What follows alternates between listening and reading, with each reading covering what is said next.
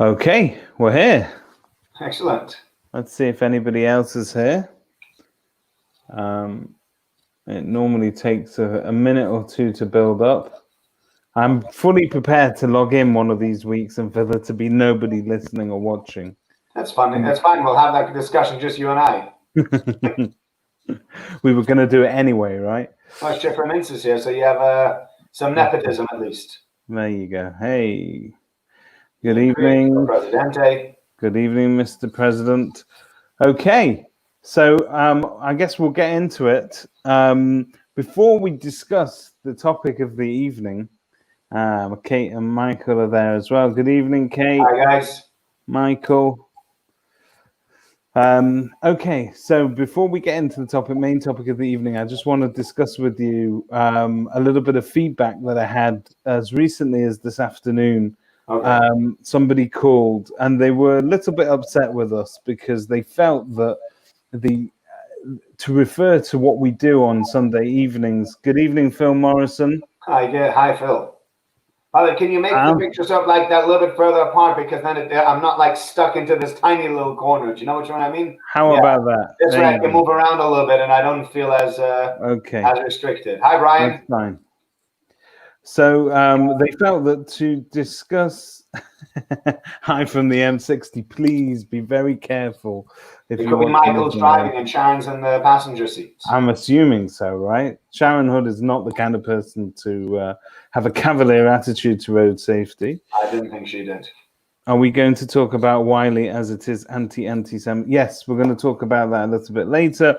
And good evening, Salt Charkham as well. Hi, Salt. So I actually haven't. I've heard a lot about Wiley, but I've not read up on it properly. So I won't have much to say. You'll have to take the discussion on that, or you'll have to describe or explain what's going on. I've heard a lot of it in the background, but it's. Incidentally, I've never heard of him until today either. So there we go. Good evening, Mr. Mintz, and good evening, Sheila Morris. Hello, everybody. Hi. Right. With no further ado, let's just discuss some of the feedback that we received today. So a gentleman called and he said that he was most upset because he feels that we refer to tonight's discussions that we've been having now for probably, have we done 5 or 6 of them? So we refer to them as a debate. And he said to me that there's no realistic prospect that I am ever going to convince you, as the rabbi, that to have a different point of view than you already traditionally hold, if you like. So you take the traditional Orthodox view, and I sometimes throw in a few curveballs. But other than that, we agree to walk away from this respecting each other's opinion. And my response was, well, look, the purpose of a debate to me is to examine a concept and to discuss it. I never ever set out, for what it's worth, to convince you otherwise, because that's not the point. But I do think genuinely there is more than one point of view on every subject, and I'm hoping that through these discussions, whether people like what we say or not is in some ways irrelevant. But we do give more than one perspective on every single subject. Some people have thought that our view of, for instance, presenting King David at one point was a little bit one-sided. So we came back the next week and we totally turned it on its head. So I'm hoping that in general, people feel that these discussions really is an examination of some intellectual concepts, and that I'm not here to convince you otherwise. I didn't genuinely think I'm going to try and convince you not to fast on Tisha B'Av. Yeah, all right. I think we can agree about that one. It's actually interesting that what I would say is to answer one of the points that you're making is that whilst it's not a debate, I think everybody in the comments has had chance to ask questions. Some of them have been happy with the answers that I've given. Some of them have not been happy with the answers I've given. But we've not shied away from any of the questions that have come through, and we've tried to deal with every single one of them. So I do believe that there is an element of debate going on here, even if, as you said, we're not going to change each other's mind. The other thing is, it's actually interesting. I had somebody in shul who once said to me that he was having a debate with Rabbi Chazan. And Rabbi Chazan said to him, and I'm not going to mention his name, but we'll call him Josh, not his real name. He said, Josh, I'm not just debating you for no reason. If I convince you, you're going to have to become religious. To which Josh, again, not his real name, turned around to Rabbi Chazan and said, okay, Rabbi, however, if I convince you, hey, Ruth, nice to have you. If I convince you, you'll have to take on my point of view.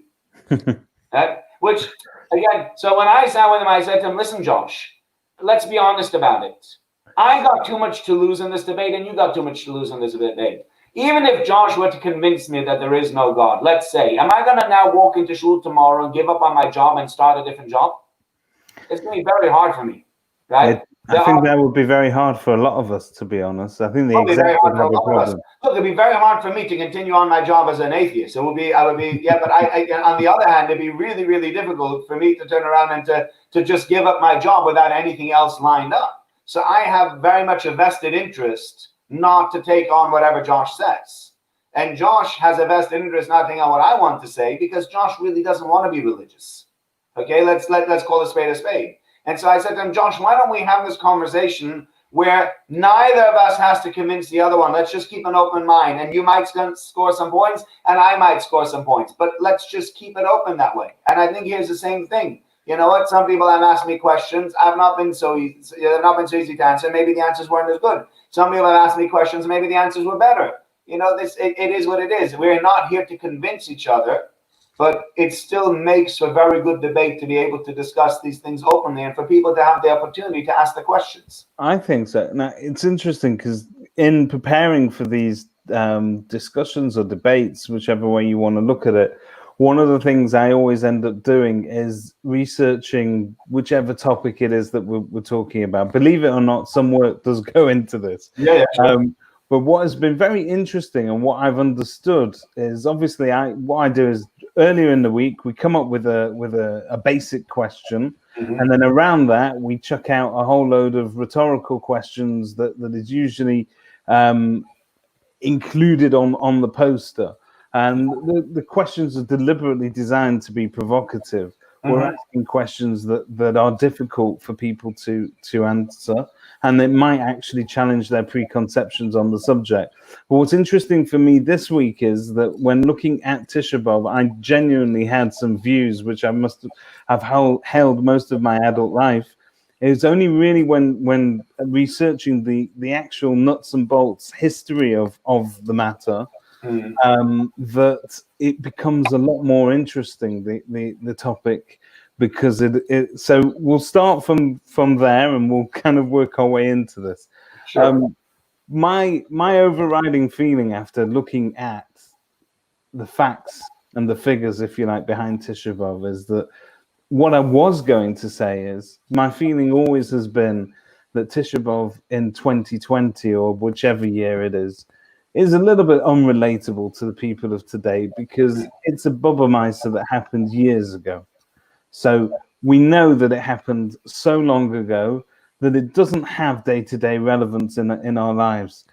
However, I've always looked at the way that we mark, say, something like Holocaust Memorial Day or Yom HaShoah as not really having had the same importance, because we don't fast and we don't have any special rules as regards mourning, and I felt that it was never given correct respect, and that when you were to examine both of the two tragedies, that the Holocaust, and just in terms of sheer numbers and the mechanization of it, if you like, of the horrors that came out of it, was always something that to me is going to make Tisha B'Av look like I'm not saying a walk in the park, but it was a minor incident by comparison.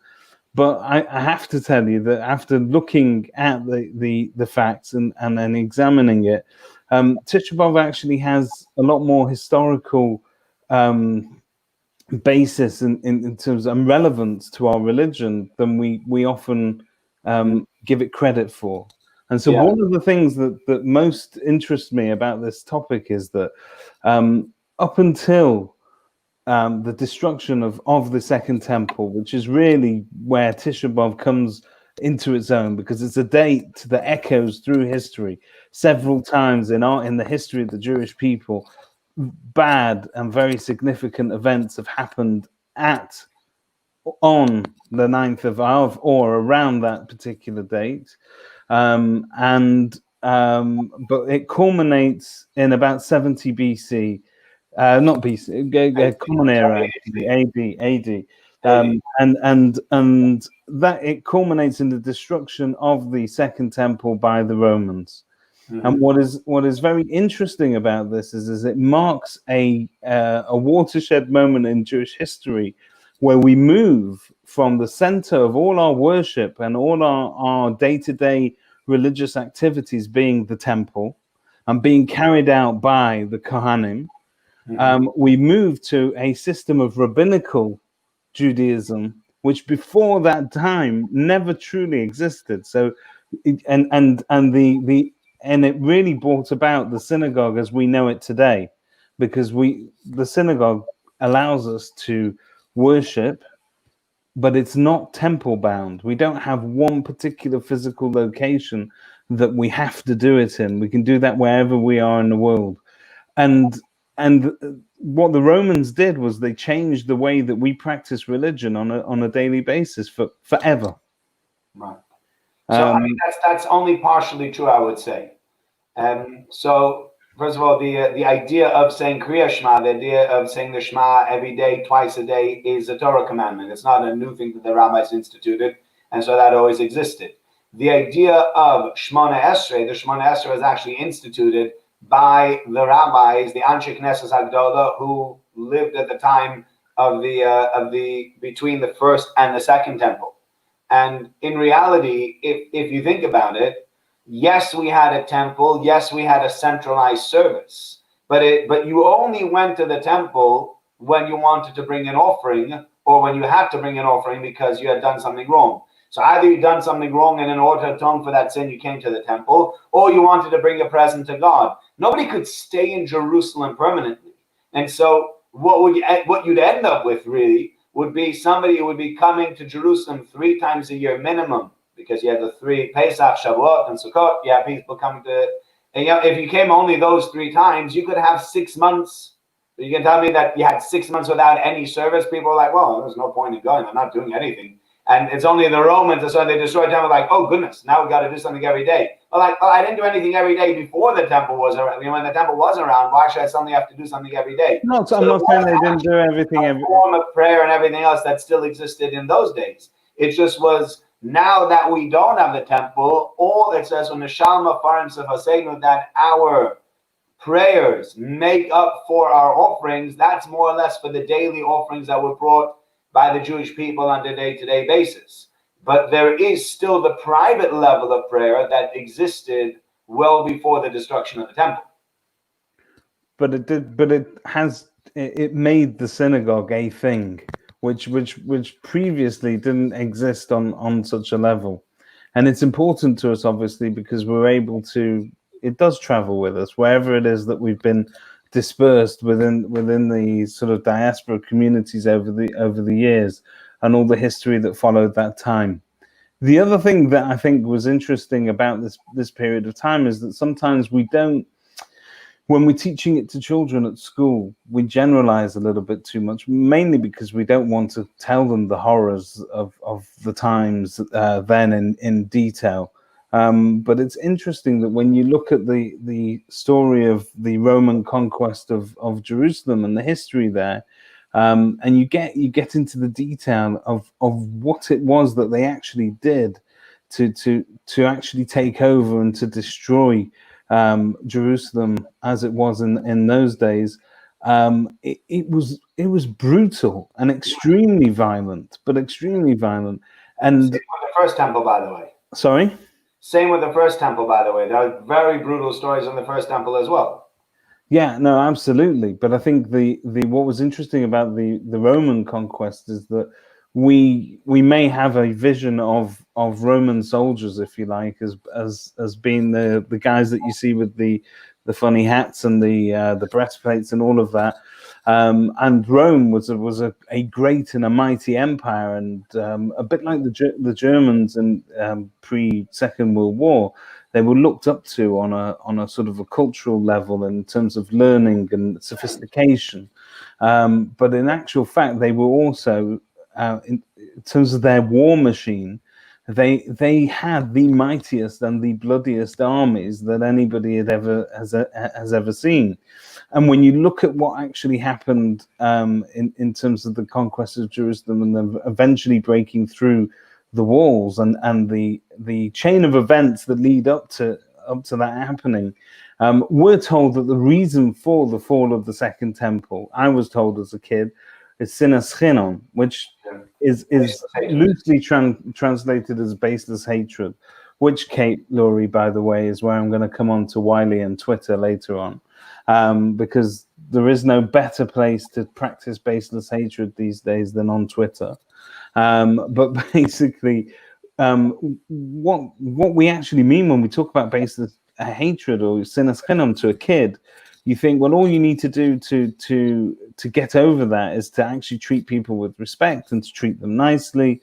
But that is dumbing down the subject too much. In actual fact, it was far more political than that. There were 3 warring factions within the walls of Jerusalem. We were, at some point, Vespasian, the Roman emperor, actually turned around and said, you know what, leave these guys to it. They'll end up killing themselves. Right.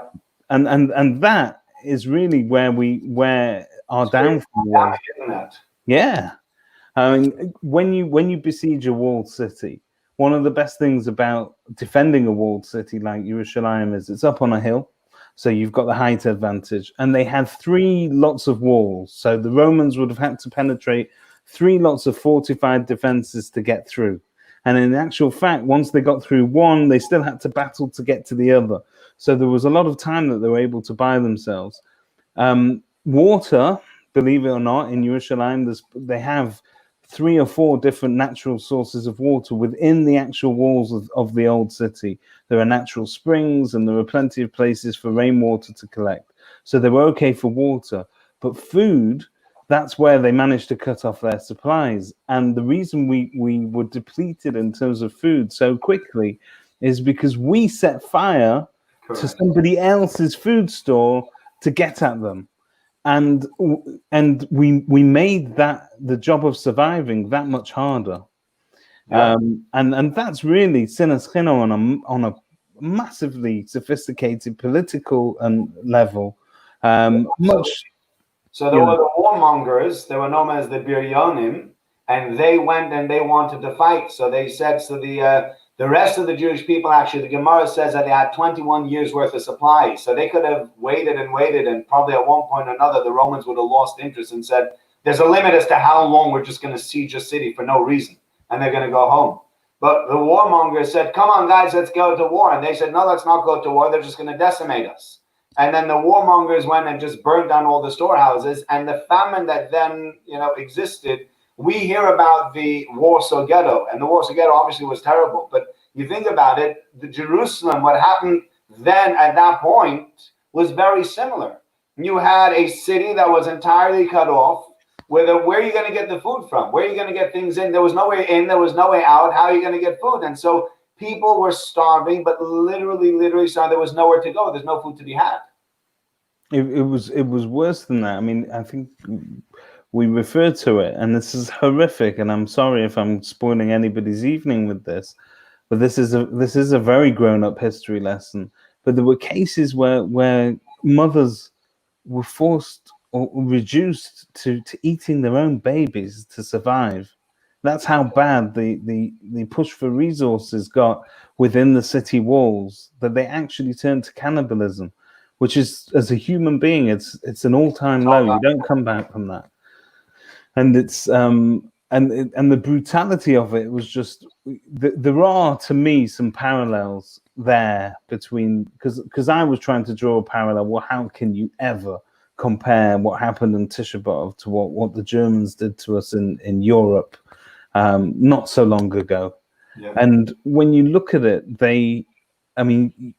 there were people that would escape on a daily basis because they were running out of food, and the Romans made it their business to crucify 500 Jewish people who escaped every single day. And because it's not a very pain-free death, as they say. It was a very brutal death. And what made it even worse is that the Romans cottoned on to the fact, and here is the parallel with the Nazis, because the Nazis knew that if they told the Jews they could only turn up at the train station with one bag and you had to choose your prized possessions, the likelihood was you were going to fill it with everything that was absolutely dear to you. So your diamonds and your jewelry and everything else that you're not going to leave behind, you would have it on your person, hidden about you. And it made their job that much easier to collect it in the end. And the Romans were the same. A lot of the Jews that escaped swallowed their gold to smuggle it out of the city. The Romans cottoned on to this. And when they started crucifying people, they would cut them open whilst they were still alive to find the jewels that were hidden inside. Yeah. And it got so bad that when you were to look out of Yerushalayim and look around at the hills, it seemed like a forest of crucifixions had popped up, because they were doing 500 people every day. They ran out of trees. They ran out of trees at one point to build the crosses out of. So this is a mass. And by the way, there's the story of Beta at the end of all this as well. Yeah. The other thing that happens on that, because then there's a counter revolt about 132, 135 after AD, and then basically when the Romans finally managed to quash the city of Beta, they go in mercilessly and kill out hundreds of thousands of people. They literally went in and they liquidated Beta.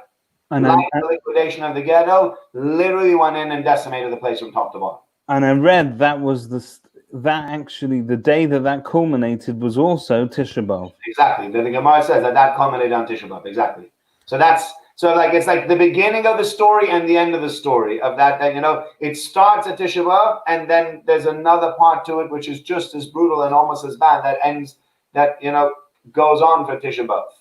So let's backtrack just a little bit, and I want to look at the difference with you. We're getting into a bit of a history lesson here, but it's useful because we are genuinely not taught enough of this detail.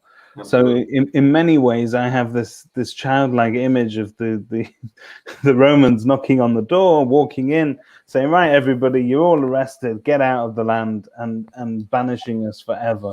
But it was far worse than that, because we actually sustained fighting back for quite a long period of time.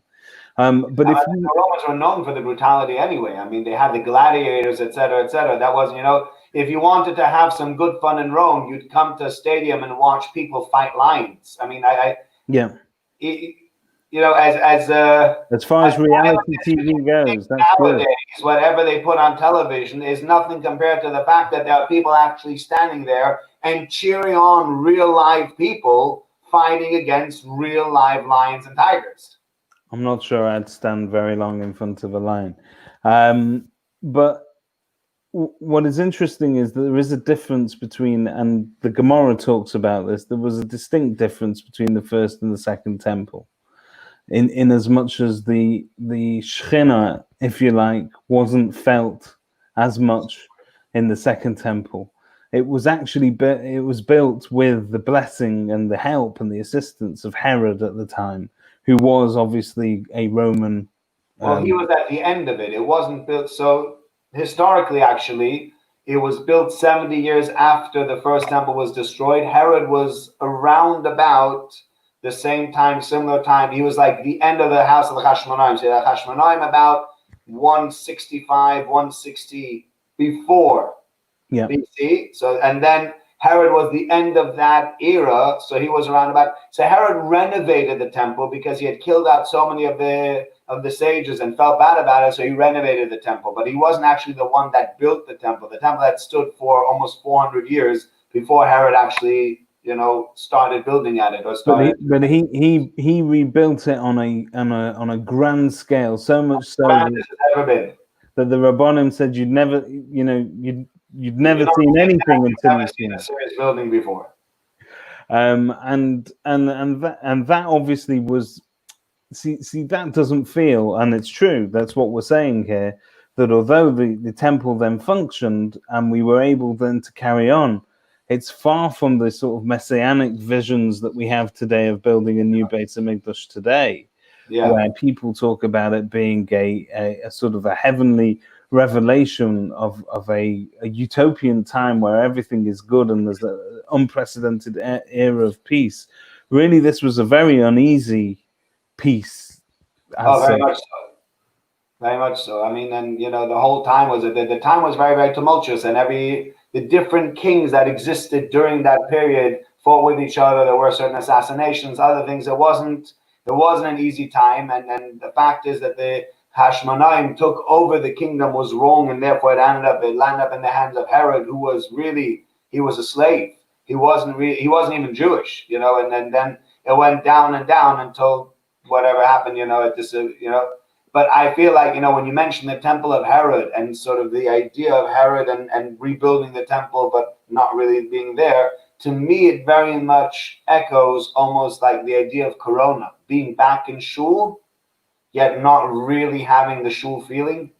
Somebody said to me this week, we've never had shrubs so quiet, and all that, and it's 80 whatever years it is, you've never had a week where there's been so little talking. There's nobody sitting next to anybody else. Everybody's 2 meters apart. Everybody's got face masks on. We rushed through the davening. We started at Shochenat. There was no kiddush. It just, people come to shul, but you don't feel it lacks a certain atmosphere, really, doesn't it? It lacks a certain atmosphere. There's a certain jovial or communal atmosphere that is missing in the way shul is today. Similar to, if you can rebuild it, you can rebuild the temple, but if it doesn't have the godliness, if it doesn't have the God feel, the God factor to it, it's just another building. A very nice building, but still just another building. This is the first time I've ever heard anyone draw direct comparisons between Ian Creek and King Herod. But whatever, I'll take it.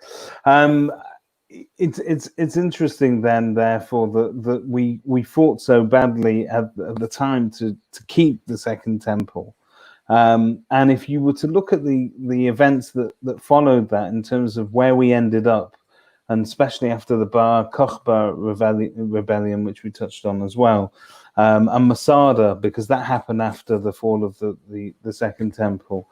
When you look at all of these events and the fact that we then go from being somebody that was allowed to exist peaceably within our own country, and then we are then cast out and dispersed across the world. Jews obviously continued to live within Eretz Yisrael at the time, even within Yerushalayim to a certain extent, although it wasn't the same place at all. And what then happens next, nobody could predict.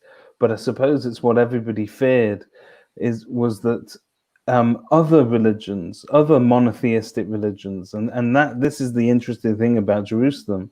There is no other city on earth where it is revered as the home, spiritual home of so many monotheistic religions, Abrahamic faiths that we're talking about. So namely the Christians and also the Muslims have all claimed Jerusalem for their own and for their own reasons. They all have their own narrative, and they all have their own history of why it's important to them.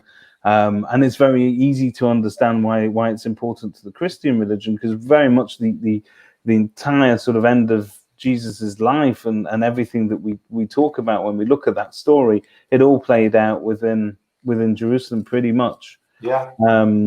And it's a bit. And Pesach, you speak about it like, he died. I mean, he was crucified right around Pesach time, so that's why Easter and Pesach always the same. And it's very much it's part, actually, the story of Christianity brings out that story of the two different factions. So you had the Perusian, the Pharisees, the rabbis, and they had one view, and then you have people like Jesus who took a different view, and then it depends exactly how you learn it in history, what exactly happened, whether it was the Pharisees that gave them over to the Romans, or whether the Pharisees that killed him themselves. I mean, the Gemara has a different version of the story. The Gemara says that they actually that Jesus was killed by the Jews. He wasn't even killed by the Christians. He wasn't crucified. But either which way, a lot of that religion, a lot of Christianity started off as a Jewish religion with 614 commandments. It actually started off with the full gamut of religion of Judaism, plus believe in Jesus being the Messiah or the Son of God. It was only much later when Paul came around and reformed Christianity and got rid of practicing Christianity, practicing Judaism as part of Christianity, that Christianity became what it became. There are even those, I don't know if you've ever heard this, there's actually a conspiracy theory, I don't know if it's true or not, but there's a theory that they say that Paul was actually a man planted by the rabbis in Christianity to get the Christians to move away from Judaism. Because at the time it was nearly impossible to know who was Jewish and who wasn't. There's an extra bracha in the Shemona Esrei, the Shemona Esrei is called Shemona Esrei 18, but rather if you count the Shemona Esrei, there are 19 blessings. So why are there 19 blessings in Shemona Esrei? There was another blessing that was instituted, which was really against the Christians. And then if any Christian was downing for the Amud and he got to that bracha and he said, I'm not really going to say that, then we knew you're a Christian, get out. But that was the only way you'd be able to tell. Today, we can tell the difference between Christians and Jews very easily, but in those days, the Christians actually also kept the faith. They just had something extra. And Jerusalem took a very central part for them, in the same way it takes it for us, because in its roots, it's very much connected to Judaism. And obviously, much later down the line, the Muslim religion came along as well with Muhammad, and that was then. I think what's fascinating about that religion is it takes pretty much every figure from the Bible, from both Christianity and also Judaism at the time, and it incorporates those figures. So if you look at Moses and David and Joseph and you name it, they are all respected within the Muslim religion and the way that they look at things, and that. The placing of the dome of the rock that we know today, this shining gold dome that is above the Koisel, that is a very significant point for many reasons, but the main reason is that it's known as being the base stone, isn't it? Of the it was meant to be where the Kodesh HaKadoshim was, and they claim that is where Muhammad ascended to heaven. And it really takes the most holy of holies in terms of Jewish physical locations in the world, and it combines it with and it took it away from us pretty much forever, and made it almost impossible for us to come back to a city that was going to be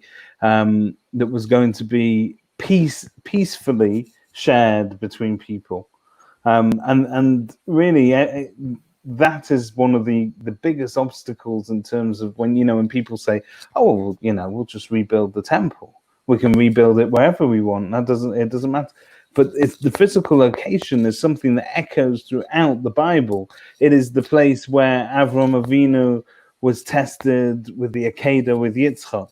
It's the place where Yaakov put his head down and the angels came up and down the ladder. It is, I can go on and on and on, but it's somewhere we keep coming back to, isn't it? Absolutely. And it takes, and that's part of, as you said, it's what makes these discussions so difficult is because for us as Jews, it is a very, very emotionally charged place. But the Muslims will say for us as Muslims, it's just as emotionally charged as it is for you. You don't have a monopoly. As we say, I think we've had this. I don't think we had this conversation, but I've often had the conversation about Jews having a monopoly on suffering. And a lot of people have said to me, as Jews, we don't have a monopoly on suffering. Yes, we suffered a lot throughout the ages, but there are plenty of other people that suffered. We also don't have a monopoly on feelings. It's not only us that feel very strongly about Jerusalem, and many other religions feel just as strongly as we do. And that's what makes it so complicated in how you figure out in this whole, whether you want to call it a mess, whatever it is, who's right or who can have his conversation. It's very, very hard. We're going to look at some comments. We're going to what we'll do, well, obviously we've given a very detailed historical background to why I think why Tisha B'Av is something that causes us particular interest and particular relevance even today. But what we'll do is we'll examine some of the questions that we were asking. But let's have a look at some of the comments. So Sharon Ho says, my colleagues, their Islamic narrative is that Ishmael was a key player in the 𝐓𝐢𝐤𝐬, and that's actually true. So when you read their version of the story of the 𝐓𝐢𝐤𝐬, it features Ishmael instead of Yitzchak, doesn't it? Yeah. Other things like that as well. Yeah. Jane, this is why I have doubts whether JC, I'm presuming she's not referring directly to Jeremy Corbyn on this occasion, actually claimed to be the Messiah or the divine Son of God. It seems to me that it was more likely later figures who put words into his mouth and came up with the idea of a new covenant cancelling Jewish law to facilitate recruitment of Gentiles. It's quite possible that. It is a very interesting discussion in its own right, because you have the Romans actually played such a big role in Jesus's death as well, and the whole story towards the end with Pontius Pilate and the whole thing. But when you look at it, they also were big players in creating an organized system of Christian religion later on down the line. Council of Nicaea and the whole thing of creating it. And then when they took on Christianity as the official religion, that's when it really spread. But again, when Christianity looked the way it did originally, it wasn't really a religion that anybody was interested in taking on, because nobody's looking to take on 614 commandments. When the religion got whittled down to very, very basic, we go to your fellow man, prayer, charity, etc., etc., that appeals to everybody. You come to people and say, we are a religion of love, and a religion that, we ask a bit of prayer, and, if you've done something wrong, just apologize to Jesus and you're all good. And it's a much easier sell than saying, well, you can't eat chametz for 7 or 8 days on Pesach, and you have to go to the temple. Our religion has never been an easy one to sell to other people. I've got to be honest with you. The one thing that I've always admired, the particularly Catholic version of Christianity for, is this whole concept of confessional, where I would turn up to you and say, Rabbi, I've done XYZ wrong. You tell me, just say a couple of lines of Tehillim and you're going to be okay, my son. Now that to me would be the ultimate, Yeah, I must tell you, I always looked at it. I have often thought about this as well, but I've thought of it from the other side. I would not want to have to be the pastor that has to hear everybody's sins. You know what? I know lots of people in our shul, and I can tell their voices. And even though you're sitting behind this thing, if I were to hear some of the confessions and go home and go, oh my goodness, what did I just hear? I would not want to have to sit behind there. Just touching on that story of Christianity again, because it's worth mentioning that I think Winston Churchill said that history is written by the victors. And that's very true. That once you come out of this, David Cohen's joined us. Good evening, David. Hi, David. He's called us to order, so we're going to now discuss the relevance in 2020. Let's get back to the subject in hand then, perhaps. So, some of the questions that I asked during the week was, why isn't this just another story, a history story? Again, and why haven't we moved on? And we've tried to address that, because there's some distinct differences between our. I think we need to get to the main difference, and this, I think we this is something that we have to sort of really discuss.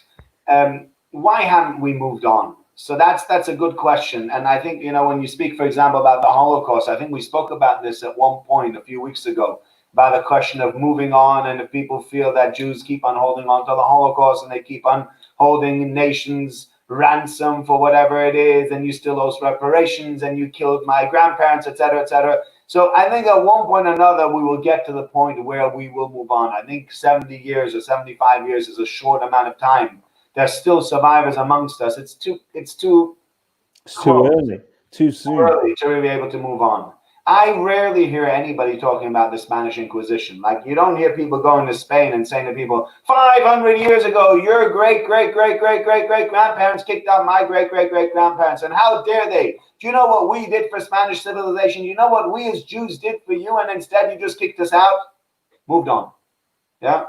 You don't hear people walking into Poland and saying, the Cossack Revolution, 𝐓𝐢𝐬𝐁'𝐀𝐯 𝐒𝐭𝐢𝐥𝐥. You actually don't hear people walking around England and saying to people, do you know what, 1,000 years ago, you guys were crusaders and you decided to just rummage through France and Germany at will and kill Jewish communities for no reason? Do you guys understand that that's your grandparents that did that to my grandparents?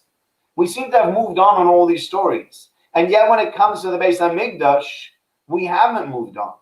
And the reason we haven't moved on over there is because there's a major difference between moving on from the Beis HaMikdash and moving on from everybody else. Because the Beis HaMikdash actually had a double or dual, the Tisha B'Av, as far as the destruction of the temple, actually there was a dual thing that happened. One is everything that you mentioned before, the brutality that existed within it, the crucifixions, the starving of the Jewish people, the killing out of so many people, the taking captive to Rome of so many people. There's all that. That's sort of the same thing, similar.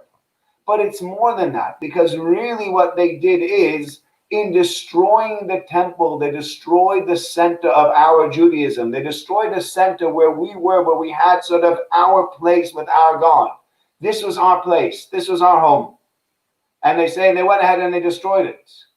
And no matter where we are within history, we always look back. We daven 3 times a day, God, to your city of Jerusalem, with great mercy, bring us back. As Tzemach David Abdecha, the offspring of David, and you should multiply, etc. We are looking for the Messiah. When the Messiah comes, we are looking forward to a world of perfection, a world that will not have any wars anymore, a world where everywhere there'll be world peace, a world there'll be, general knowledge of God around the entire world. You look forward to that as as an ideal. And we say to ourselves, until we get to that ideal, we live in an unideal world.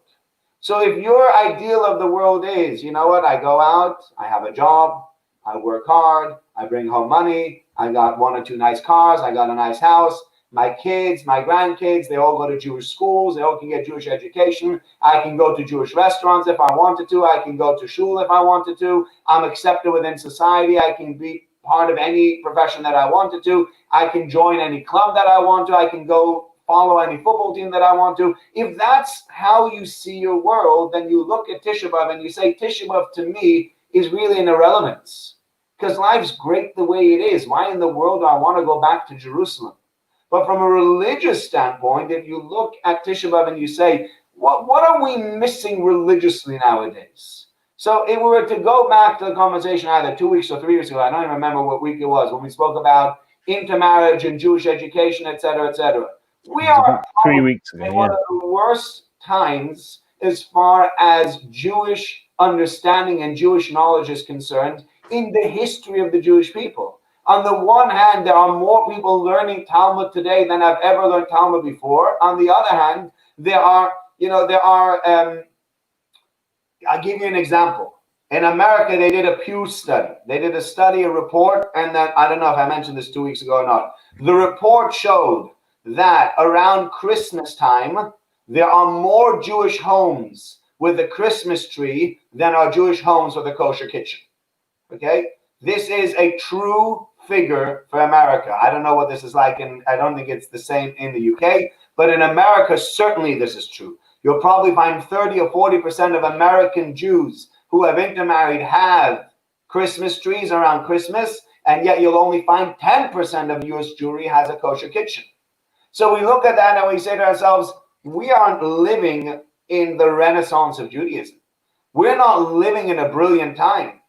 There are more people that will get lost to Judaism through intermarriage and assimilation than the 6 million that got lost through Hitler. We're doing it to ourselves. We're just disappearing on our own. And people say, well, where's the relevance of Tisha B'Av? The relevance of Tisha B'Av is if you had a temple, if you had a center, if we had a clear showing of God to the Jewish people, a clear connection, we wouldn't be where we're at. We wouldn't have the Jewish people flocking away from Judaism by hordes and droves, thinking this is an old, antiquated, Bubameister religion, as you said it before. So in reality, everything we see today, as far as the state of the Jewish people is concerned, takes its way back to Tisha B'Av. Because Tisha B'Av was when this whole thing started, and we've just not fixed it since. And that echoes what Brian had said originally. Yeah. But are we actually at fault? So are we, the practitioners of Judaism, are you, as a generation of Rabbonim, we as the lay leaders of congregations and different communities, are we guilty of not passing on the beauty of this religion? You're basically saying we're waiting for an open miracle to happen so that people far more cynical than you or I can look at it and say, oh, wow, well, it's obvious there's a God there now, so we're going to join this club because it looks like the right side of, we want to be on the right side of this. Yeah. But let's face it, open miracles, they're not open and they don't happen every day to us. And we don't live in that time. So do we really have to wait for a messianic redemption in order to make it happen, or are we guilty of leaving it till then because we've got that excuse? It will happen when Mashiach comes. When Mashiach comes, that'll all get sorted out. Are we guilty of not doing enough today? So interesting. So guilty is an interesting discussion. I think there is a certain amount of guilt to be given to the religious leadership and to the lay leadership of communities in the way they go about the education. On the other hand, and in the way of making it relevant. I think, 2-3 weeks ago, we had this young lady here who kept on asking questions and saying, my generation has been turned off by your type of Judaism. Okay, could be. It could very well be that we're not doing the job that we're supposed to in educating the next generation, which is why the next generation is going somewhere else, is looking for something else to fill them up because they just don't feel it. On the other hand, you say, well, why don't we go ahead and why don't we just rebuild the temple? The answer is because sometimes you can't just rebuild something.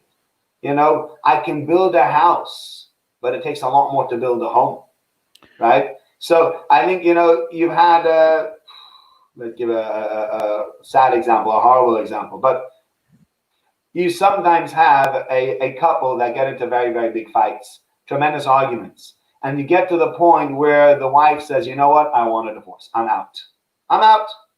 And the husband says, you know what? From now on, I'll be the best husband. I'll take you out to dinner all the time, and I'll buy you clothes, and I'll always listen to you when you speak to me, and I'll never have my mobile phone on me when we eat supper. And he gives her the whole gamut of all the different things he says. And she says, too late now. And now if he were to force himself into that position and says, but I'm not going anywhere, and I'm rebuilding that relationship with you, she said, too late. I'm out. He's like, but I'm not going anywhere, and I'm going to show you that I want to be in. Fine. Show me. I'm just not interested. So to force your way in is a very interesting concept. I don't think it's a concept that we say, let's just build a temple. We can build a temple, but if you have a temple without God, what's a temple? It's just another building. Because a lot of people would have seen, and particularly probably in the 1960s, whoever was around at the time of the 67 wars, 6-Day War, the Yom Kippur War, whenever you were to, if you lived through that point in history, you could really be forgiven after seeing the horrors of the Holocaust in assuming that the setting up of the state of Israel and the new freedoms that we paid for with blood and every inch of it, in terms of the battles that were fought and the people that put their lives on the line, the people here in the diaspora that raised money for the state of Israel, our shul itself, in terms of the countless events it must have done, all focused on Zionism and Israel, you would have been forgiven for thinking that actually you were probably living through a little bit of a messianic era in terms of the great advances that were made by the Jewish people at that time. People definitely thought so. And I think there's if you look at the renaissance of the Teshuvah movement, right?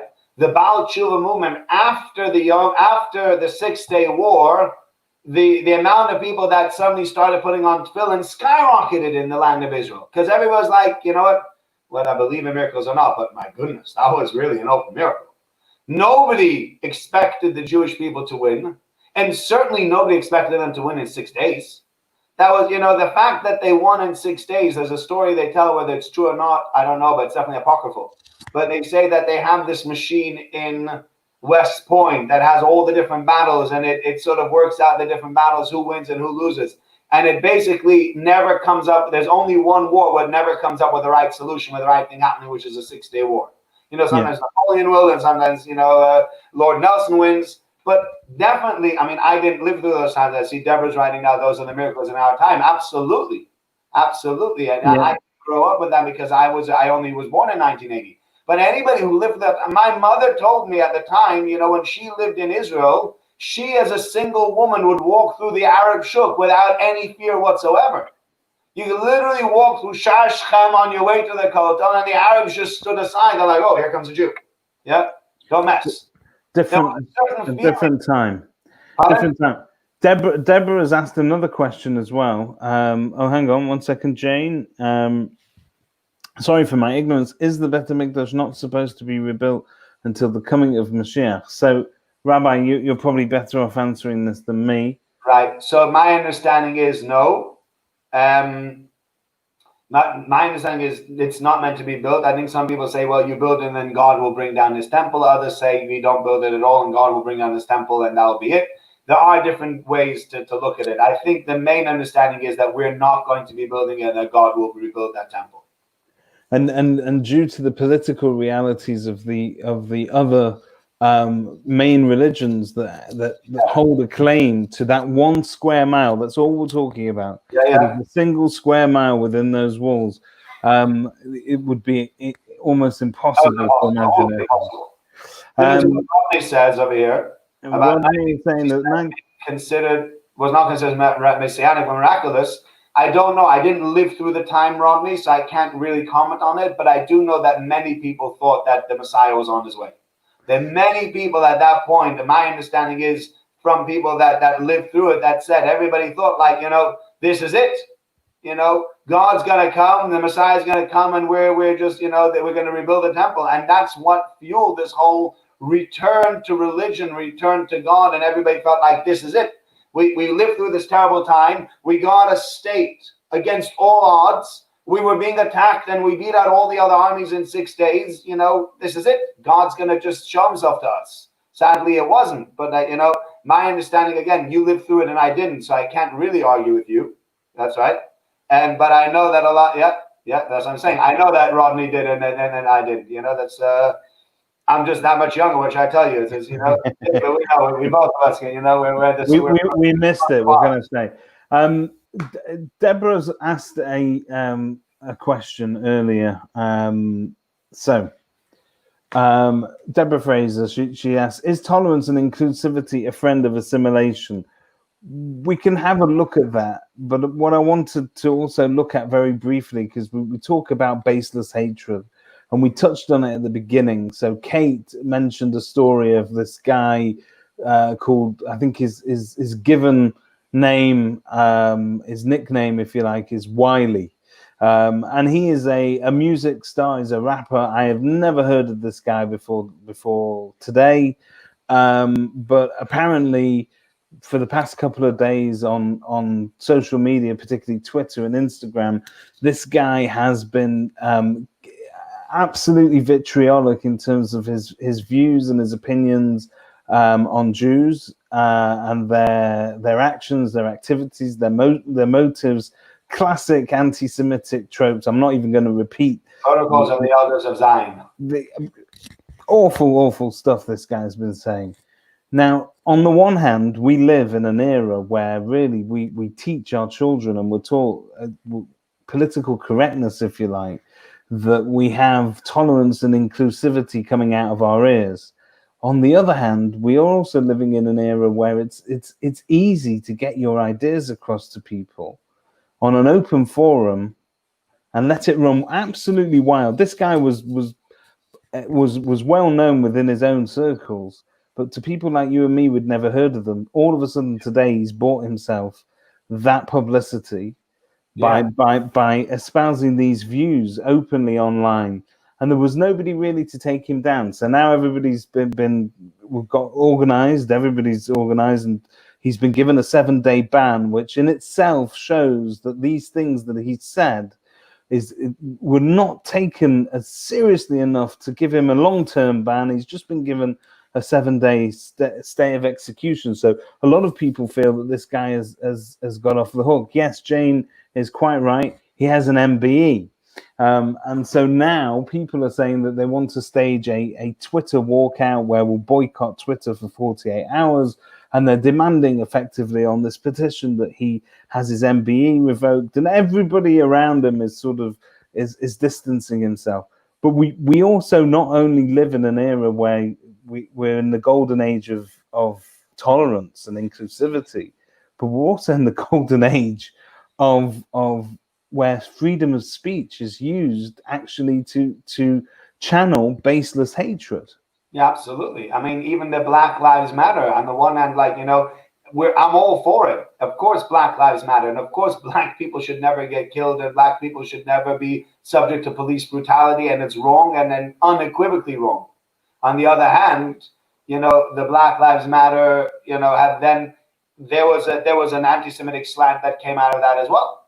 So there's the positivity in the fact that, yes, we need to give Black people a voice. And we need to say we are not allowed to move away. We're not allowed to do that. We're not allowed to give into police brutality against Black people. We're not allowed to make Black stereotypes. On the other hand, then you jump on the bandwagon, and that same thing is now being hijacked for racist content. So it is quite a complicated thing. I think in coming back to the point that Deborah asked about tolerance and inclusivity being a friend of assimilation, I think there's a difference between tolerance and inclusivity and assimilation. And I think the problem is that we've sort of blurred the boundary a little bit. And that is, David will know what I'm talking about. We had an incident in shul recently, about 6 months ago, where there was a discussion about a level of tolerance, within, somebody having said something that was seen as being intolerant. And I think there's a difference between tolerance as far as, I am willing to tolerate you for whatever you do, but I don't have to agree with you, right?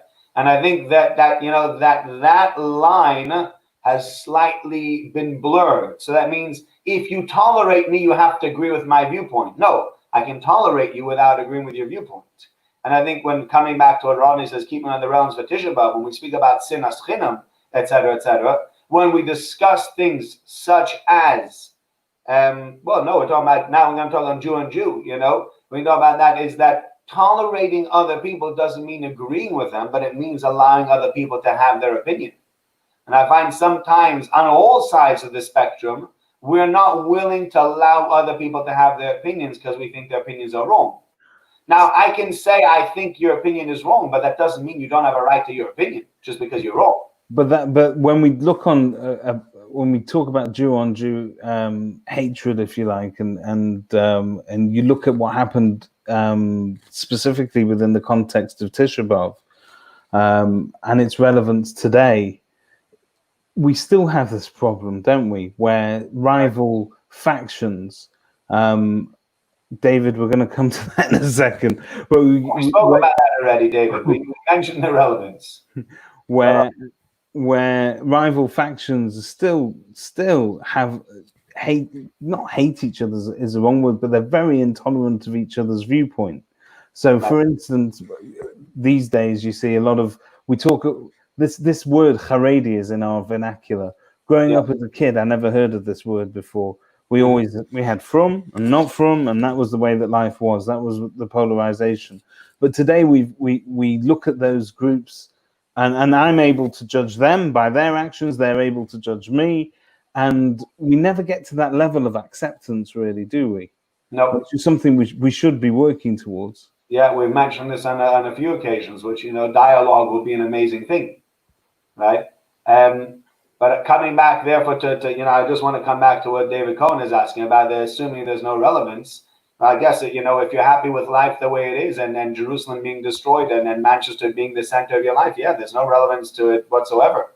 But if you feel that everything we've gone through in the last 2,000 years has been terrible, and it all stems from the fact that we have no temple, and the fact that we have no visible connection to God, and the fact that we don't have Jerusalem anymore, and that the fact that Jewish people are intermarrying at a rate of 50 and 60%, in America at the rate of 75%, and that in a few generations' time there'll be only from Jews left because everybody else is married out. So if that's of no relevance, and that's of no relevance. But I think that anybody, specifically people who are on the periphery, should take note of Tisha B'Av and say to themselves, because I'll ask you the other question. It's the Haredim, they don't really keep Yom HaShoah and Yom HaTzmaut, etc., etc.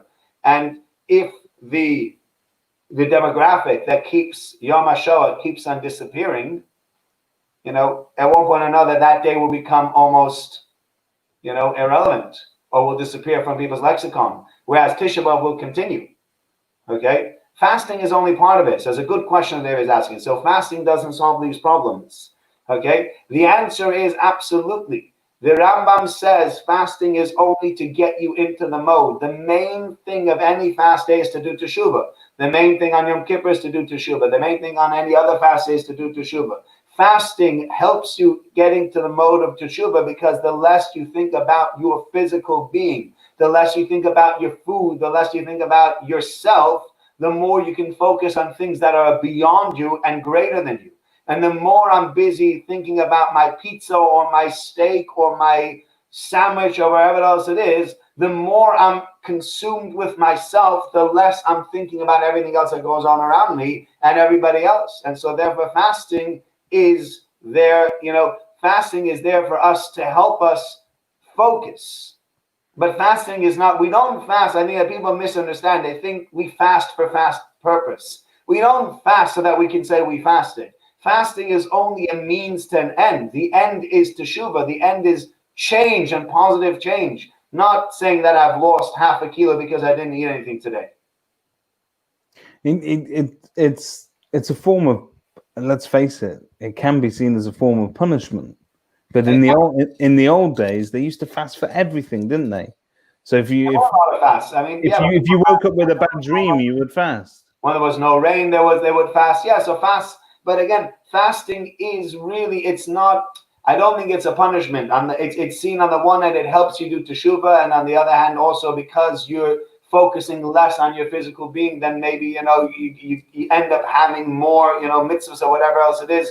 But the fasting is not the be all and end all. Fasting is just a symptom of part of what Tisha B'Av is all about. And if I spend Tisha B'Av in front of my television, eating my sandwich, wearing my shoes, chances are that in 2 generations' time, that I won't even know what the word Tisha B'Av is. My grandchildren won't know what it is. Because if it's so irrelevant to me, the famous story that they tell, there was a famous, I think his name is Barghouti. I can't remember what the name of the terrorist was, but there was a terrorist who was in a jail cell in Israel, and it was Pesach, and he's looking out at his Israeli soldier that was watching over him, and he says, "Excuse me, that looks like you're having a shawarma." He goes, "Yeah." He goes, "Wait, a shawarma and a pita?" He says, "Yeah. Don't you know it's Pesach?" He goes, "Yeah. What does Pesach have to do with me?" And Barghouti writes that was when he changed his entire view of the way they're going to wage war. He says, at that point, I realized we were going to beat these people, because a people that has no connection to his past has no future. And so therefore he saw a people that said, Pesach, what does Pesach have to do with me? I can eat my pita and my shawarma on Pesach, right? So if eating pita and shawarma on Pesach is okay because I have or eating on Tisha B'Av is okay because I don't think about the past, I only think in the present. Somebody who doesn't think about the past or doesn't live with an eye on the past, so then the question is, where is the future in that? Where is the future in that form of Judaism? Whatever it's going to be. And so we as Jews have always had one eye at the rearview mirror. You have to go ahead and you have to have a look at that. And if you don't look in the rearview mirror, many times you have somebody banging you at you from the back, or you'll merge into someone else, and that'll be the end of it. That's what we have the rearview mirror for. And so that really is to answer Deborah's question about the personal change we're looking for on Tisha B'Av. Really, what you're saying is that we as Jews, we use our history as the roadmap to the future. So what happened in the past continually happens, and it continually repeats itself unless we learn from it. Yeah. So we'll use it as a roadmap. And that, if we're striving for the change, so what Deborah's asking me, very interesting. What is the change we're striving for on Tisha B'Av? One is feeling the sense of loss, right? And I guess if you're sitting at home comfortably, wearing comfortable shoes, eating a sandwich, and not thinking about Tisha B'Av and not thinking about the destruction of the temple, etc., it's very hard to feel the sense of loss. When I'm sitting at with a pina colada in Mallorca at the beach with the sun coming, with the sun shining down on me, I'll struggle to feel a sense of loss for the temple. The only way I can feel a sense of loss for the temple is by doing outward things that are going to get me into the mood. So I will sit on the floor. I will not eat. I won't wear comfortable shoes. I won't, and I'll get into the mood, and I'll get into the mode that something's wrong. Life isn't brilliant the way it is, and we're looking for something much better. That's really what it's all about. And that's then focuses you back. So the two things that you have that change your striving for Tisha B'Av are the one, realizing that we're missing something and looking forward or hoping for a day that things are going to be better, not being happy with the status quo. And the other one would be, as David mentioned before, and we spoke about quite a bit, is trying to say, okay, so if it was baseless hatred that ruined the Beis HaMikdash, how can I reach out to all Jews? How can I start seeing everybody as a child or son or a daughter of God that has their own positives and that has the things that I need to look towards and I need to look up to? And if I don't do that, so then, then Tisha B'Av is wasted on just fasting. If you just fasted on Tisha B'Av and spend zero time thinking about the Beis HaMikdash, it's been a waste of a day. You might say, okay, but I did the rabbinic mitzvah. I did the rabbinic mitzvah and I didn't eat on Tisha B'Av. Great, wonderful. But people said to me when we were talking about the Garden Minyan, about the letter of the law and the spirit of the law. You might have kept the letter of the law. I've not fasted, I've not eaten. But the spirit of the law is to feel what we're missing. And if you don't feel what we're missing, then the fact that you haven't eaten hasn't really gotten you anywhere.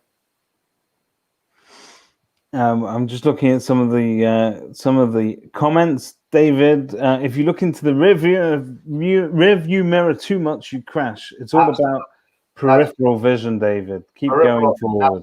Keep heading forward. Be careful out there.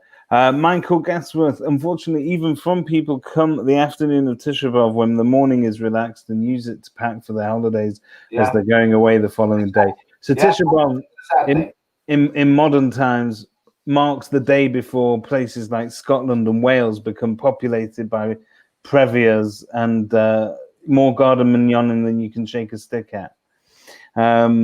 Kate Laurie has asked, how do we make Tisha B'Av relevant?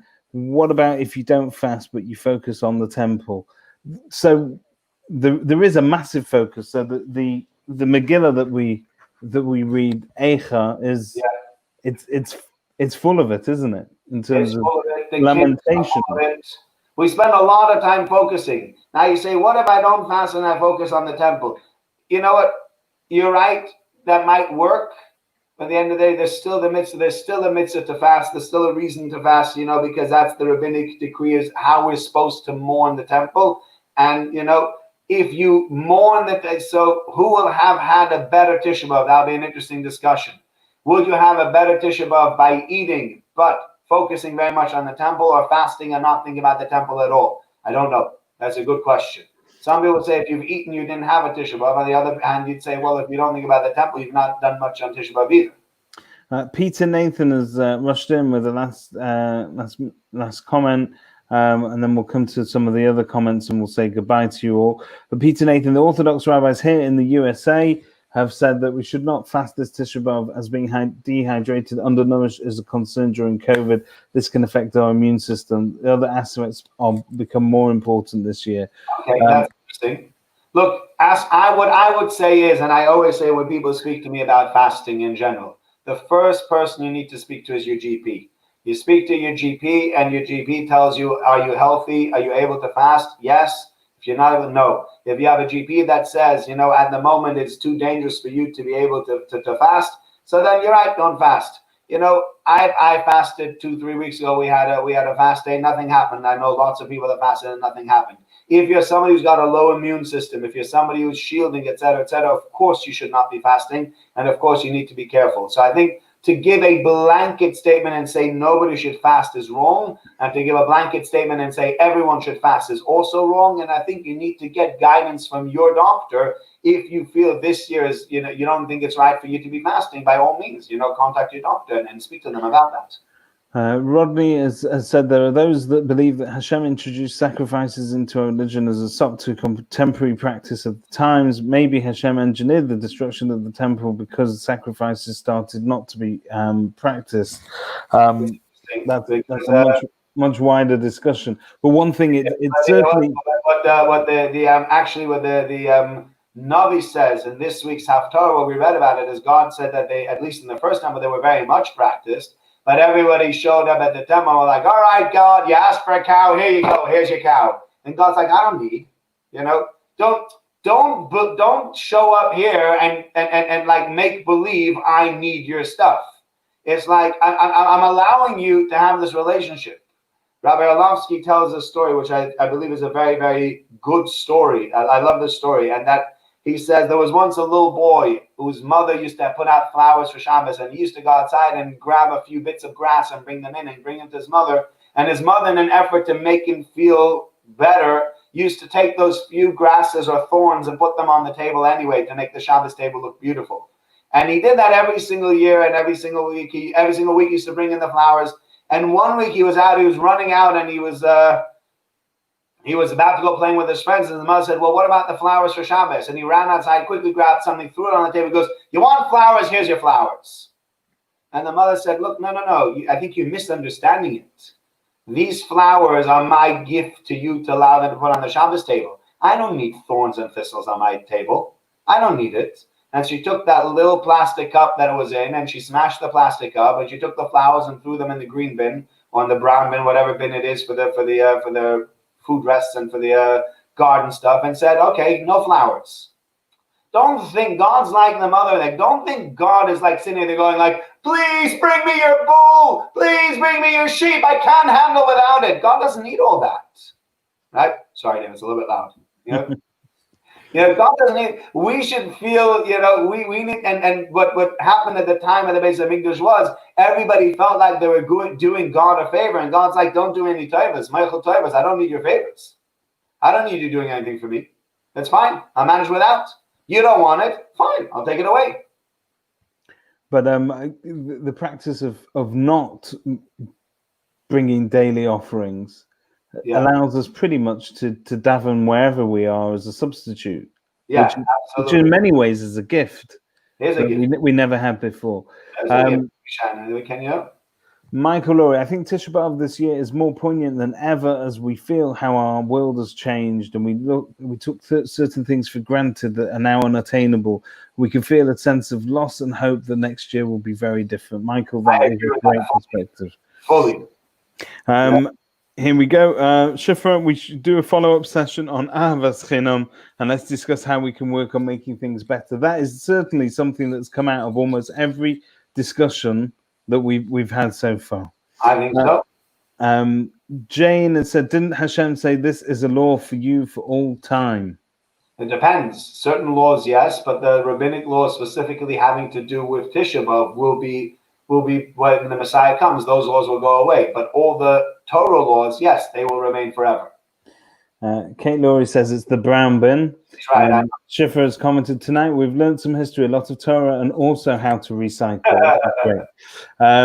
Rodney has asked a question which we're going to need a whole other session. So you agree we don't need the temple? Who? You or me? All I'm saying is that not having a temple means that we've had to adapt as a religion in the diaspora to find creative ways to substitute ritual sacrifices, which actually, if you were to bring them back today, would seem, and I don't want to judge anybody inappropriately, but by today's standards, a lot of people would say that's barbaric or a waste of food. So Yeah. there's a whole other discussion about what a messianic era would look like today, and whether or not actually we'd go back to sacrifices again. It was very much of its time, Rodney, and Rodney's asking you, Rabbi, not me. No, I don't agree with that at all. What would make you think that I didn't? I said I agree we don't need a temple. I'm not sure what if you could follow up with what I said that made you think that. I think we were discussing about well, it was Rodney's point, really, wasn't it? About which was that he was talking. Here's Rodney's original comment. Those that believe that Hashem introduced sacrifices into religion to, as a sop to contemporary practice at the time, and that maybe Hashem engineered destruction of the temple because sacrifices started not to be practiced, and that's what led us into this discussion now. Right. Okay. I understand what he's. I'm not sure I fully understand what you're trying to say, but I think God destroyed the temple so that to get us to try to want to come back, not to say, okay, you know what, this is it's better this way. I don't think that's what God wanted. I think with the idea of only we could evolve, I think all the different times that the Jewish people have evolved, they've disappeared. The only type of Judaism that has remained is a Judaism that hasn't evolved. So I think, no, God doesn't need your sacrifices, but God doesn't need your prayer either. What Rodney's saying is correct. God doesn't need any of this. It's not for God. It's all for us.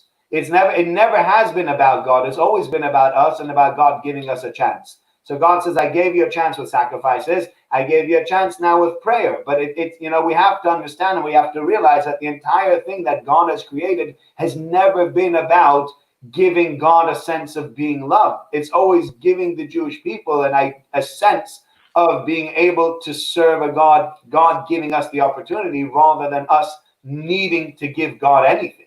And it's also Gemilas Chasodim, isn't it, really, that allows us, is that third pillar that allows us to really make up for all these losses. Yeah, so the Gemilas Chasodim will go back to the question of Avas Chinam, etc., and who will you do chesed with? And I will do chesed, but not with someone that looks like you. So if we get into that kind of discussion again, so yeah, you get the Gemilas Chasodim as well. But I think if, we have evolved slightly in the way Yiddishkeit is done, but, the only Yiddishkeit that has survived over all the ages is traditional Judaism. All the other types of Yiddishkeit haven't survived. And so if you want to go ahead and you want to say, let us evolve, you can try to evolve. Chances are that whatever is going to evolve is not going to remain. Okay, so I think in summary, there's more comments coming through, and obviously we could go and it's a very fascinating discussion, and these topics are very emotive, and we could go all night on these. But Deborah's comment is we need to work together with each other so that we can defeat anti-Semitism. That really is the story of Sinas Chinam, if you like. The fact that the Romans were able to defeat us so easily was because we were divided amongst ourselves. Yeah. If we got together and we were united, we're far, far stronger together than we are apart. And that really is what I take away from this entire story. Yeah. And it's no different to any other time. It's something that we're very good at, finding connections with other Jews when we want to. You bump into a Jew in a train station or an airport on the other side of the world, you will find somebody that you know. But we will also find a way how to not connect with people when it suits us as well. So we need to really focus on building those bridges rather than blowing them up. Right, Rabbi, I'd like to thank you very much. Thank you very much, David, for running this. And we will see you all again. Okay. Fast well, and a good week. And if you don't, replay the whole thing and think about it again. Take care. Good evening, everyone. Bye-bye.